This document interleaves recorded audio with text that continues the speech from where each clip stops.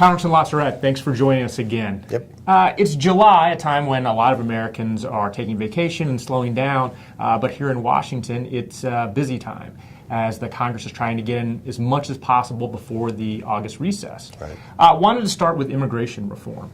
Obviously, the House GOP conference met last week to discuss the future of immigration reform in the House. I wanted to get your thoughts about what happened at that meeting and what it means for the future.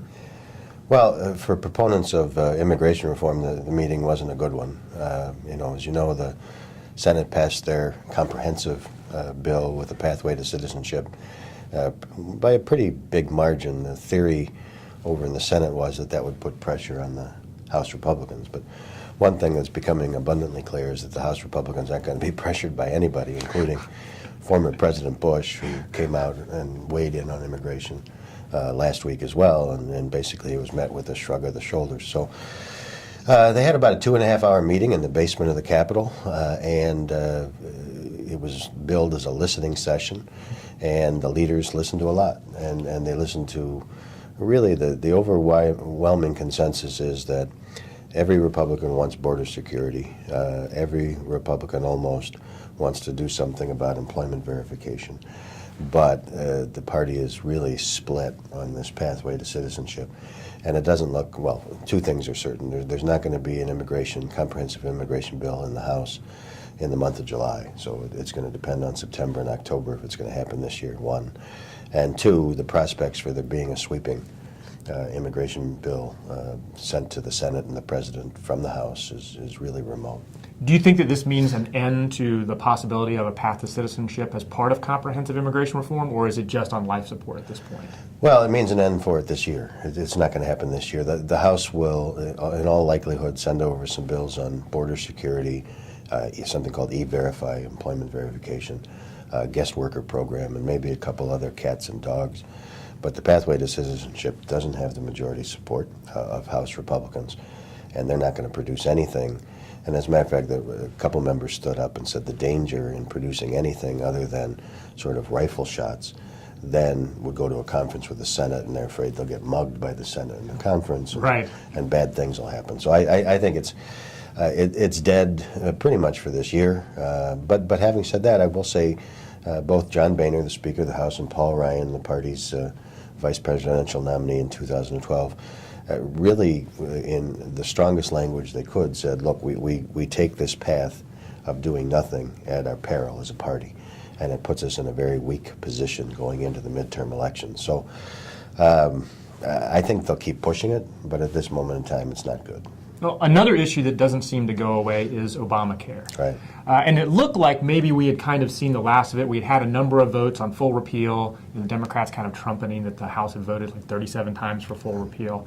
Right. And then over the 4th of July week, the White House announced that they were going to lift the employer mandate for next year, which has kind of reopened the Obamacare debate. House Republicans have jumped at this. Yep. What's likely to happen? Well, I think the news over the 4th of July was nothing short of startling. I mean, so the administration and Democrats in the House and Senate have defended Obamacare. It's touted as his signature piece of legislation.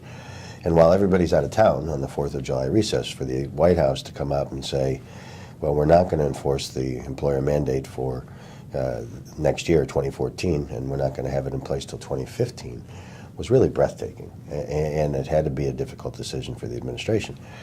Well, now the Republicans have jumped on it with both feet, and so you will see in short order not only a bill sort of tongue-in-cheek applauding the president for reaching this conclusion, but a second piece of legislation that will seek to delay the individual mandate, which of course was at the core of the Supreme Court decision on Obamacare.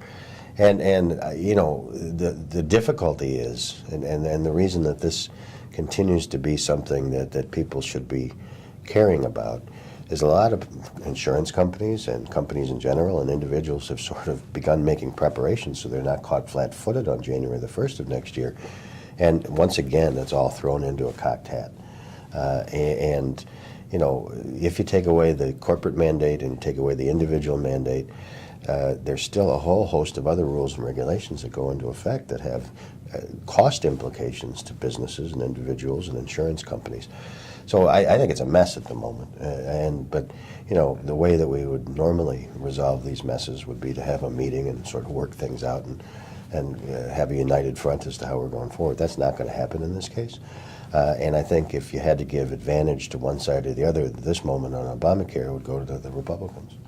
Another issue that doesn't seem to be going away is the question of the Farm Bill. Yep.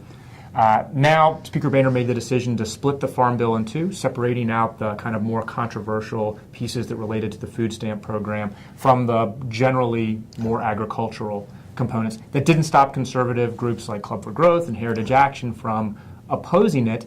The president's already said that he would veto any bill that separates the two. The Senate passed a unified farm bill that included much less cuts to the food stamp program. What are the prospects for it becoming law? Well, the zero and none, quite frankly.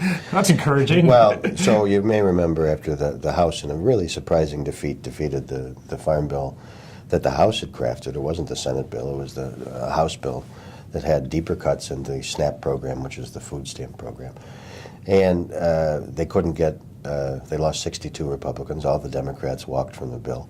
And so it was defeated, and it was a big black eye for the House Republican leadership. So to appease these folks, they've now split it, and they're not going to reauthorize the food stamp program. So you're going to be guaranteed that no Democrats are going to be supportive, because not only were there cuts, they don't even reauthorize it. So is there anything else that people should be thinking about in the last few weeks before the August recess? I think, again, we talked about it the last time we were together. July the 26th is a deadline that the Senate Finance Committee has sent to all of its senators, saying that any ideas for tax reform need to be submitted and included. And when the House and Senate come back after the August recess, which will be after Labor Day, if there is ever going to be a reform of the tax code, that's when it's going to take place.